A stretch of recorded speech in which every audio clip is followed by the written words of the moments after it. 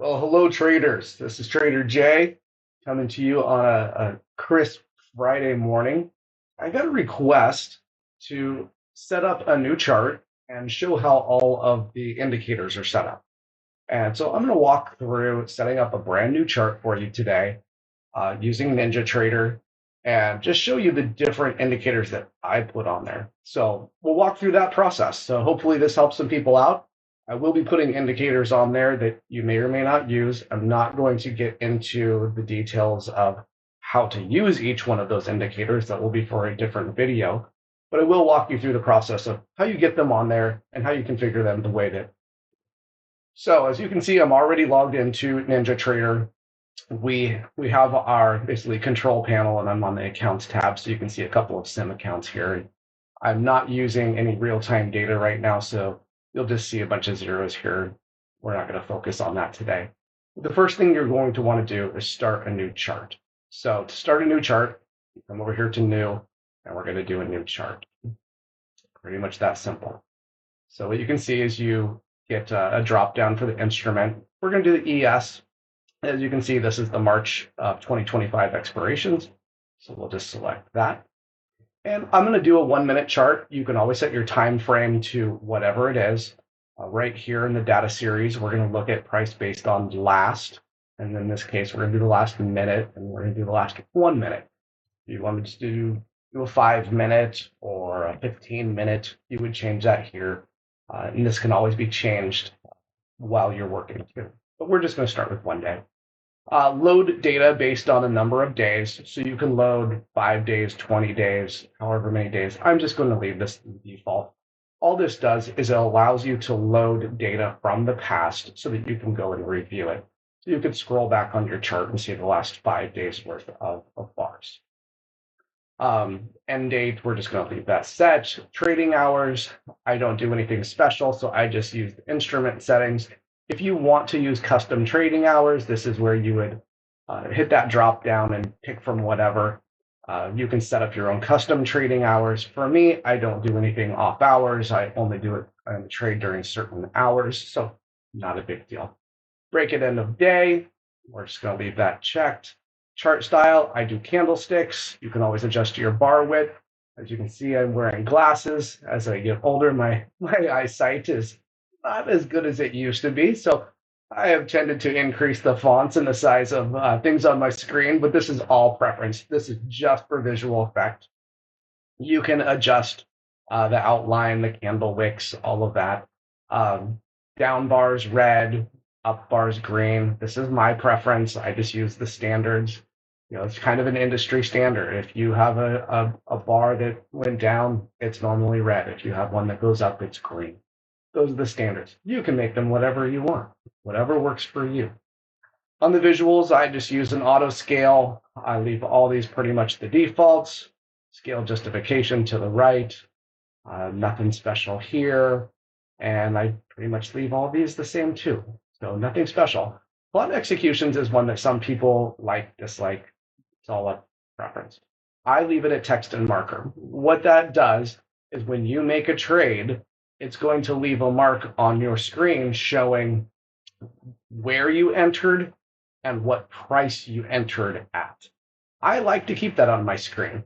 I don't do a lot of trades. I typically only make 1 or 2 trades a day, so it doesn't clutter up my screen, but I like to be able to go back and look and say, this is where I entered a trade. This is where I exited the trade. These are the prices that I exited. You can always do not plot, so those don't go on there, or you could have markers only, which just shows a little arrow of where you entered, whether it was long or short, but it's not going to put the price. I like to just keep text and marker on there. Execution marker size 5. Again, that's just a preference. So we're going to hit OK. And it opened in a different window. I apologize. So I'm going to move this off to the side. So as you can see here, here is a chart. And you can see a bunch of garbage on here from trades that I've made in the past. So we're going to spread this out just a little bit. And as I said, right, I only make 1 or 2 trades a day. It's going to look like I'm lying here because I was playing around with some other sim accounts and entering trades all willy-nilly. So that's a technical term. Feel free to use that, willy-nilly. So anyway, The first thing I'm going to do here, this is a very basic, plain chart. There's really not a lot to concern yourself with here. So what we're going to do is add in a few things.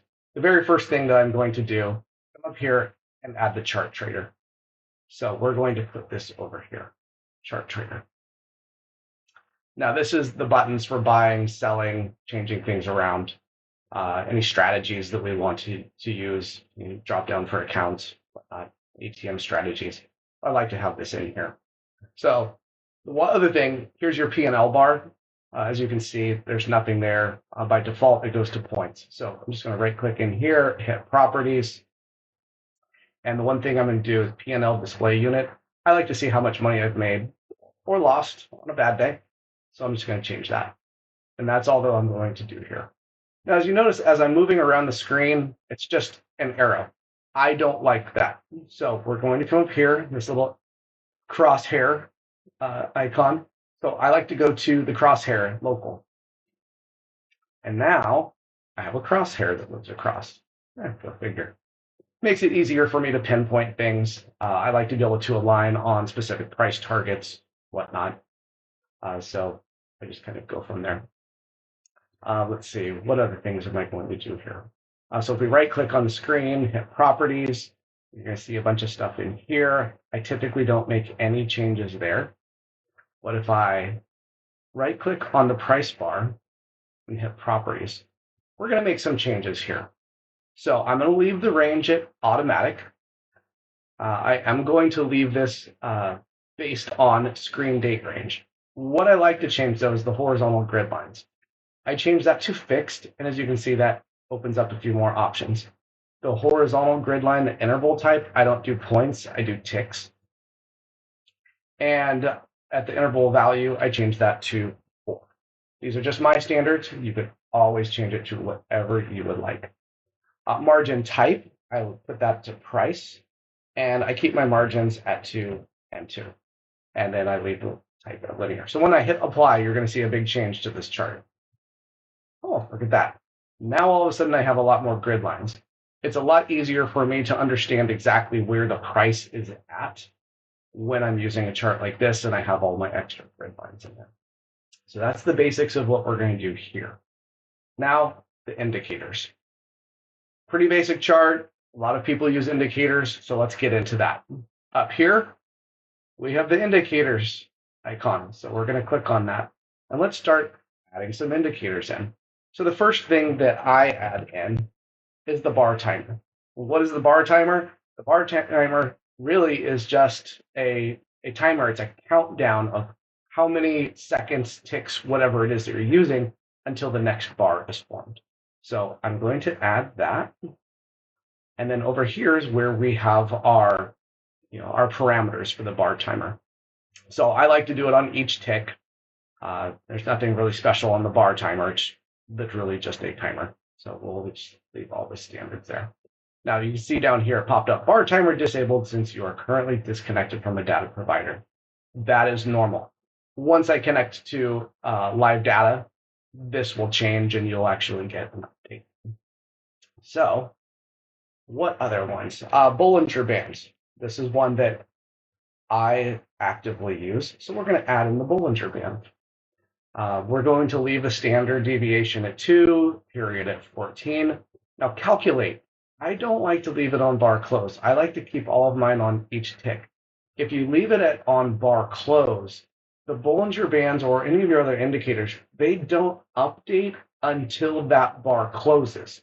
I like to understand how things are moving, so I have it calculate on each tick. Keep in mind, anytime you have a setting like this, it's additional processing power that your computer needs to use to calculate these things and update the screen. So your CPU, right, your processor has to do a little bit of extra work to calculate, and your GPU, your graphical processing unit, has to be able to draw these things in order for it to come out on your screen and be clear. You need to have a computer that has the power to do that, otherwise you start ending up with lag. You have a greater chance of having some slippage in your orders where you order may not necessarily be what you want because your screen isn't refreshing quick enough. Let's see. Other than that, that's most of it. I am going to change my bands, but I'm going to apply. So you see the Bollinger Bands popped up. There's your upper, there's your lower, and here's your middle band. To differentiate, I like to change my middle band. I'll just leave the colors the way they are, but you can set that preference yourself. The dash style is solid. So I like to change that to dot. It's just a preference of mine. You can see it kind of turned into a little dotted line. So we'll leave that alone. I'm not going to do anything more with the Bollinger Bands. What I am going to do, get into the next one. I like to call this the MACD. It's just my preference. MACD, moving average convergence divergence. And we're not going to get into how to utilize this, but we're going to go ahead and add that in. So we highlight MACD, click add. Again, I'm going to leave my standards. 12, 26, 9. Kind of a standard. There's nothing overly special about that. But we are going to leave there. I'm going to leave the numbers, number of bars to look back at 26. Auto scale, it's going to go into a new panel, which is going to go below. You'll see how that works out. Sorry, forgot to change this on each click. Again, I like to have it on each click. I like to see how it is moving. Is the MACD line going to cross over the average? Things like that. I don't have to wait for the bar to close in order to see it. Now, the one thing that I'm going to change here, actually, let's just go ahead and apply. And as you can see down here, we have now our MACD indicator. Now, the MACD line, I don't like that color. It's just a preference. I like it to be green. So I'm going to change it to a lime green.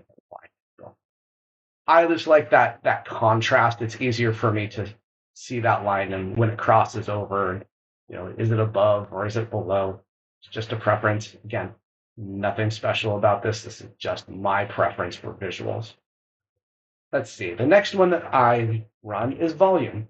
So VOL, I'm going to add that. Again, up here, we're going to leave this on each click. Just leave the label. There's nothing special that I'm going to change here. So the whole point of the volume indicator is for me to see what is the volume on each bar. So if I'm trading on a 1 minute chart, there's a standard. There's kind of an average that you tend to see. If you are, and this just comes from experience, if you see the volume significantly below what you would normally see, it's probably a low volume day.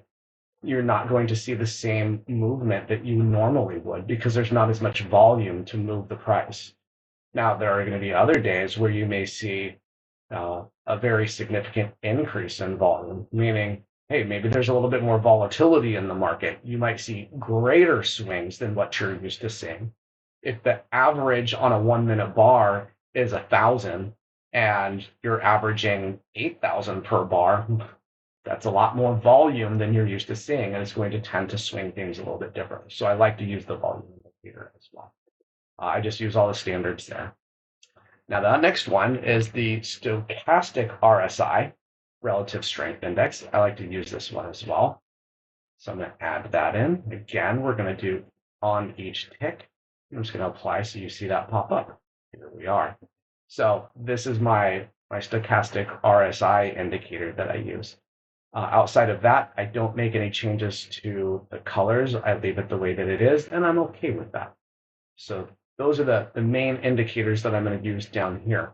Now, there are a couple of changes that I like to do to the RSI.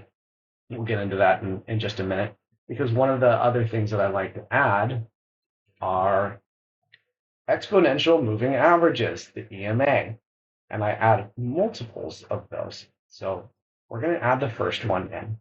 So under period, this is what period of moving average. By default, it pops up with 14. For me, the 14 period moving average doesn't do me any good. I like to use the 20. So I'm going to add the 20, and you can see it added a bar in here. I have it on each close. We'll change that to each tick so that it populates and redraws that as we go. Now, you might also notice it's the exact same color as the Bollinger Bands. A little hard to differentiate when it's the same. So my EMA 20, I like to make it a bluish color. So you can choose whatever color it is that you want. For me, I'm just going to pick blue. And there it is. Now I have this blue line. Let's see. Maybe we can find a little bit. Let's do royal blue. Whatever. Again, all preference. We're going to leave that on there. So I'm going to use the 20. I'm also going to add another one. We're going to do the 50. So the 50 period EMA. And again, I'm not going to get into why I do all of these and how I use them exactly, but I run multiple EMAs so that I can see when everything is in confluence or the moving averages are crossing over each other.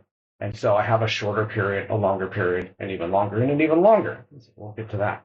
Again, the 50 period, we're going to set to on each tick. And again, I'm going to change this color. If I leave it at the same color as the Bollinger Bands, I tend to lose sight of what's what. So I'm going to change this to a lime green. You might see a pattern here. I like the lime green on the MACD as well. So we're going to change that to lime green, hit apply. And so now you can see that 50 period moving average. And we're going to do the same thing. Another one, because I also like to run the 100. We're going to change that to on each tick. And this one, under plots, I'm going to change the color of it to, let's just do white. We'll make that a white one. And then I'm going to do one more. If I'm not confusing you enough, just let me know. I can do a better job. As you can see, my sarcasm level is high today. So we're going to change the period to 200. Change this to on each tick. And I'm going to change this color to, we'll change it to red. We don't have a lot of red on the chart. So there's that. Now those are all of my indicators. I've now added them all in. So you can see I have Bollinger Bands. There's my upper band right here, my lower band, and then the middle band is this dotted line. We can adjust the thicknesses of each one of these as well if you like to have them a little bit thicker, thinner, however it is you want. We also have we have 4 different exponential moving averages. You may choose a simple moving average. I just use the EMA versus the SMA. I like the EMA a little bit better, but they're all basically the same. So find the one that works best for you if you choose to use them. We have right here, the blue is the 20. The green is the 50. The white is the 100. And the red is the 200. As you can see in this particular case, all 4 of those are in confluence, all a basic upward trend. They can tend to create levels of support when they're in unison like this, when there's that confluence, when you see a crossover of a major indice, and you can do that. But this is why I have them on there. Down here, we have our MACD, as we pointed out. We have our volume indicator, and we have our stochastic RSI indicator. This is the basic layout of my charts. So what I'm going to do, I'm on another screen. You can't see this, but I'm going to turn on the data. And as you can see now, there's my bar timer. It's counting down. There's 31 seconds left on this particular bar. So again, this is a 1-minute chart. And so it is going off of that. If we drag along here at the bottom, we can change the thickness of our bars. This is all dynamic. So maybe I'll thicken this up just a little bit. And so there we are. Now, if I wanted to change, right now I'm on the 1 minute. We can always change our parameters. Let's do a 5-minute chart. And it's going to redraw that. Now these are 5-minute bars. Right?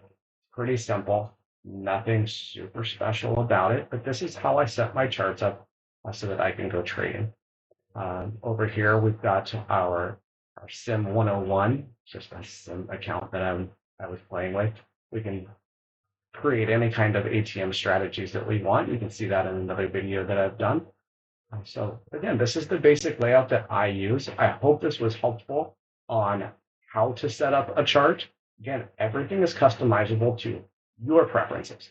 This is how I set up my chart, and nothing special about it. I just set my chart up this way. So again, I hope you got value out of this. This is Trader J. If you like this video, please like and subscribe to my channel. I'm here pretty much every day trading, even if you don't see me. And I know I've been slacking on my videos, so I will try to put more out there. If you have any suggestions or requests on videos that you would like for me to put out, I'm happy to do that. Again, this is Trader Jay wishing you a happy Friday. I hope you have a great weekend. We'll put this all together, wrap it up in a bow for you, and hopefully this makes your trading go easier. So please like and subscribe to this channel. You can also follow me on Instagram, TraderJSD. So have a great weekend, and I will see you all later.